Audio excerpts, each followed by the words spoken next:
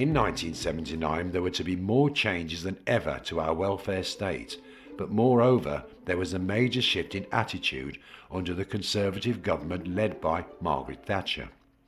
Her vision was to make Britain a self-wealth opportunities country and would open up to those who were willing to commit to her policies of materialism and individualism.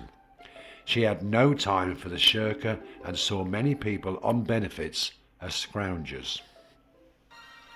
Her plan to reduce the welfare expenditure was thwarted in the early years. This was due to mass employment and industries were closing down throughout the land.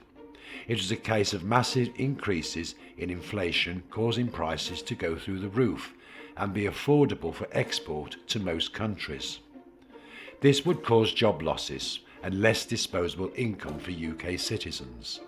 Nationalised companies who under previous Labour governments, due to price rises, were being heavily subsidised through making losses, were propped up by cash injections from the government, which in turn was losing money hand over fist. This was about to change. Thatcher privatised many companies, seeing many fail and others prosper.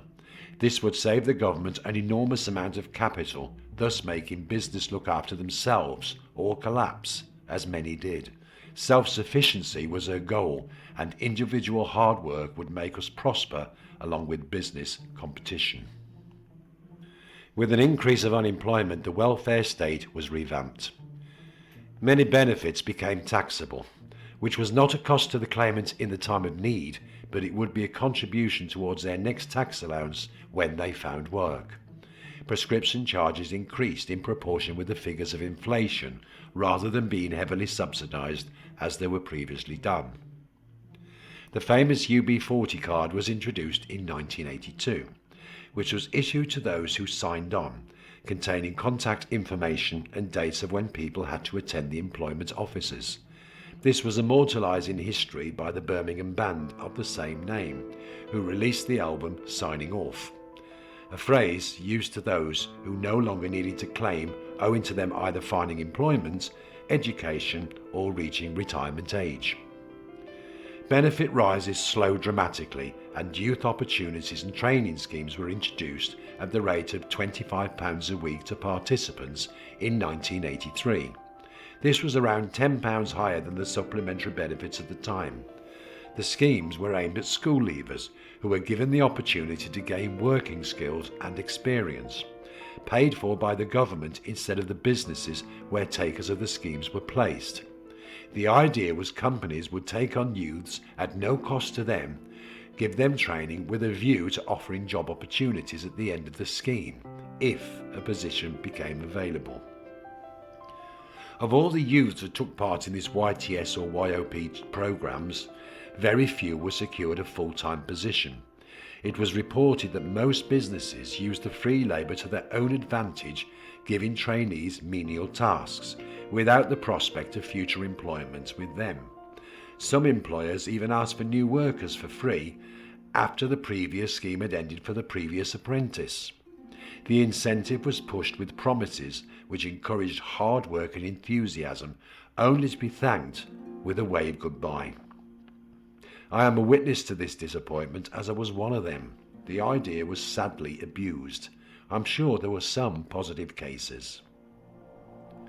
The Department of Employment had separated from the Job Centre in 1973, from employment offices where people signed and claims were processed.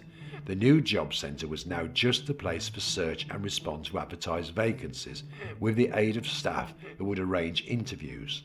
The orange signage and the job vacancy cards slotted all around the walls of the office.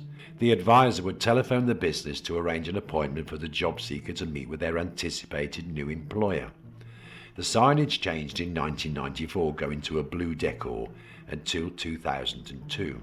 However, in 1994, employment offices were re-amalgamated with job centres, later to become Job Centre Plus, so they had done a complete turnaround to the very beginning of the job centre. Job clubs were introduced in 1984 and catered for what they called long-term unemployed. This was for those who were being unemployed for more than 6 months and they were signing on as actively looking for work.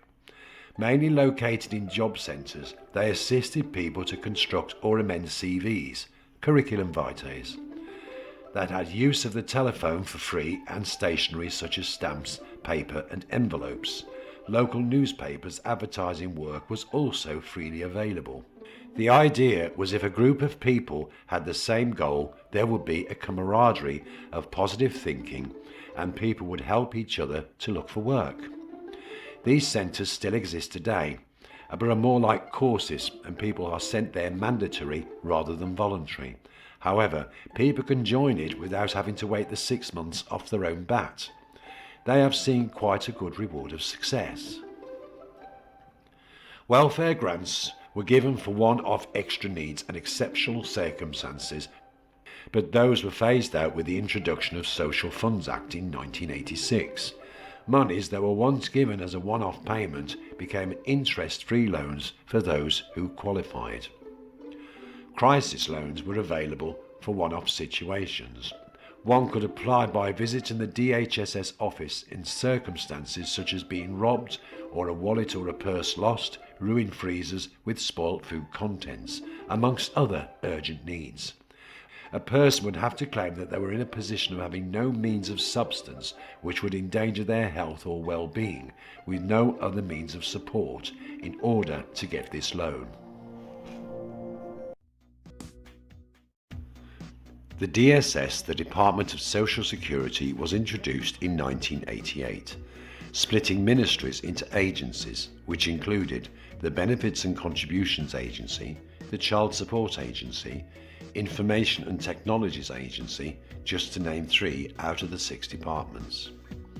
Disability Living Allowance started in 1992, which was a non-taxable and non-contributory income for those who needed extra help with managing their conditions.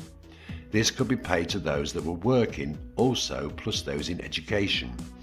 This was phased out to personal independence pay in 2013, which looks at how conditions and disabilities affect one's daily life, and is awarded in 2 parts: the mobility side and the coping side of managing such things as mental health issues. Job Seekers Allowance was introduced in 1996, replacing both unemployment benefit and income support in order to streamline the system.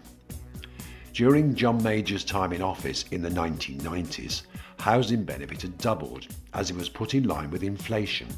Payments were sent directly to landlords, especially those in social housing, covering the whole rent. Poll tax was renamed council tax, and it had replaced the rate systems back in the 1970s. It was reduced for those on low incomes. In 2002, a new reform of working and child tax credits were brought into play. This was to encourage parents on low incomes back into work and to be better off than staying unemployed. People could top up their salaries with these benefits for a better living wage if they had children under 16 or under 18 in full-time education. It was a policy of making sure that by taking part-time or low-paid work, that tax credits would not only give people the incentive to work, but make sure this supplement was rewarded at a higher income. Since the introduction of 0-hour contracts in 1998, which allowed businesses to advertise jobs that were as and when needed, many people could not take on these roles, owing to previously losing their unemployment payments when having to sign off. There was no point in taking a job that could give you less hours, thus earnings, than being on the dole. No one wanted to work 2 or 3 hours a week and get no extra support. Giro cheques by the year 2000 had been phased out, and all payments would be paid into bank accounts and special post offices accounts by 2010. Post offices pulled out of the scheme in 2023. Customers could open a post office current account or select their own personal one. However, for non-bank customers, a payment exemption service is still available and is not secure, as no PIN is required when withdrawing money,